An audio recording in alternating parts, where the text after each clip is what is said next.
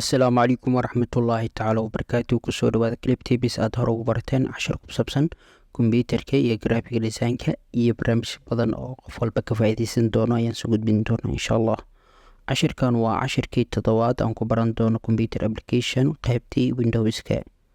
Hore waxaa soo qaadanay cashir kaleeto oo ku saabsan practical haddii ahaan lahayd hordhac guud ee kombiyuutarka ee Windows-ka sida uu shaqeeyo waxyaabahaas ayaan aragnay insha Allah.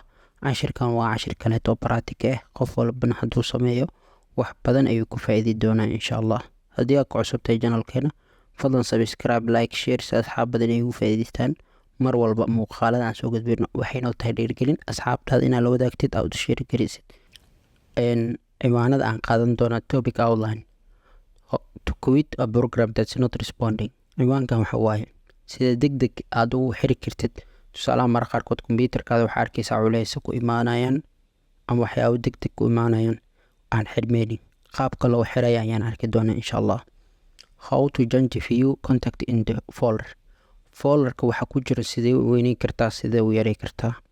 how to selecting all object in the Windows using mouse sidee ayaad door kartaa dhammaan feelasha oo Windowska ama folder ku dhex jiraan.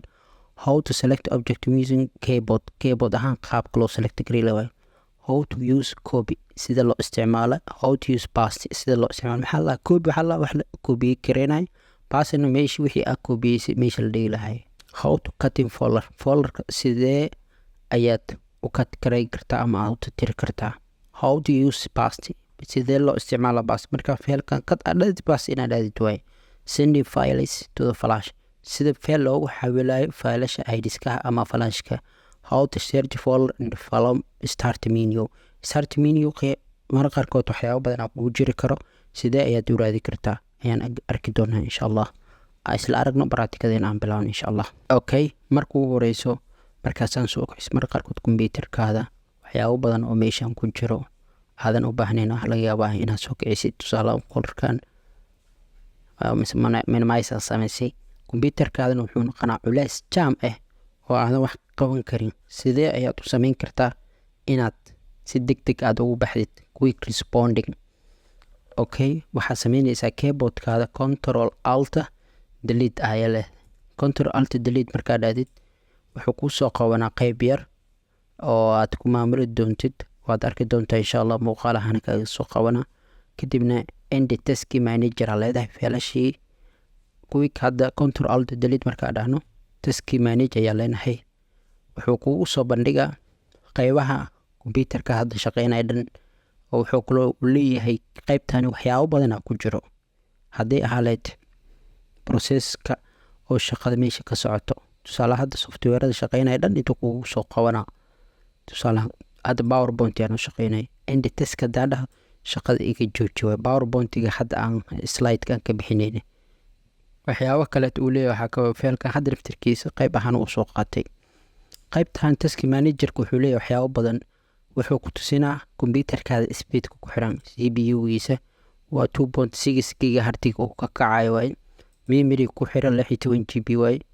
SSD way IDska 512 GB waxaa ku jira flash hadda gees oo xiran internet. qaybtan graphic unit ama GPU-ka inta ku xiran waa kana 8 GB way. wuxuu kula leeyahay apps oo markaas shaqeynaya oo marka kombiyuutarka installation ku samaysan starting failasha kacsan automatically oo kacay markuu kombiyuutarkaada soo kaco start awalla failasha inta ka xiri kartaa.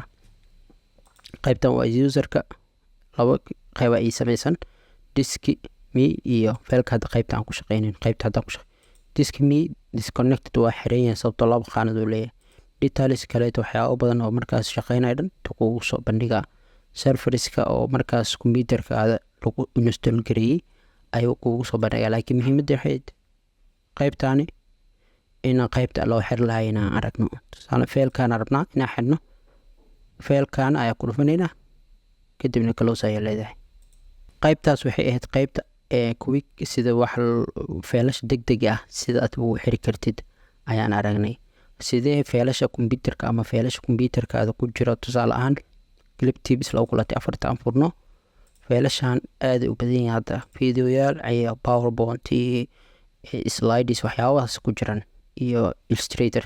sidee u weyneyn kartaa view hadda dhahdid meelahana ka maamulay layoutkan list hadaa dhahat waa list garay kartaa contact ahaan medium details waxyaabahaasana u samayn karta large ayaa door karta extra large hadaa dhahdid small titles ciwaan ahaan uu soo qaadanaa laakiin large waxyaabaa si awarid muuqaalka iyo qoraalkiisa qaabkaas waxaa laa qaabka viewing loogu soo bandhigo ee loo isticmaalayo sidee wax u door kartaa selected door option waa u samayn kartaa select inaad key ku siisid ama control muuska inaad dhammaantood saan u select garaysid ama muuska adigoo isticmaalayo waa midkan keyboard controls inaad dhahdid qaabkaas waxaa selectingka objectiga sheyga adiga aragtid inaad dooratid sidee wax u koobiyi kartaa tusaale ahaan faylkaana raba inaad koobiyi control c aan leenahay okay new folder noo sameey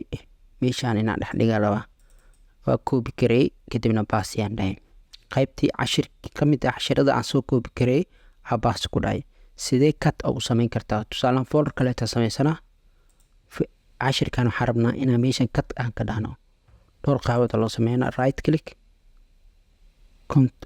cut inaad dhahdid meeshaan furtid baasti okay meeshaan kusoo celi haddana control 3 waxaa rabnaa using keyboard keyboardkana control x failkan taga control v qaabkaas waxaa waaye qaabka cuttingka loogu sameynayo failasha sidee flash loogu xawilaa cashirada tusaale ahaan meeshaan fi sawirkaan haysanaa ama documentigaan haysanaa sidee flashka aad ugu xawili kartaa dhowr qaabood waa kana right click then send kadibna flashka aad rabtid waa kana flashkeena saasoo kusoo gala okay inuu soo gala flashka waa kana ka waay documentigii meesha ku jiray dhan inta ku jiraan qaabkaas waxa waaye flashka sida wax loogu sendi kareeyo sidee wax u raadi kartaa tusaale ahaan waxaa rabaa start buttonka inaan wax ka raadiyo waxaa raadinaa clip tips click haddaan qoro click wixii documentigii oo aan rabo kana clip tips failashaada uu taga automatically desktopka inuu ku yeelo ku tusinaa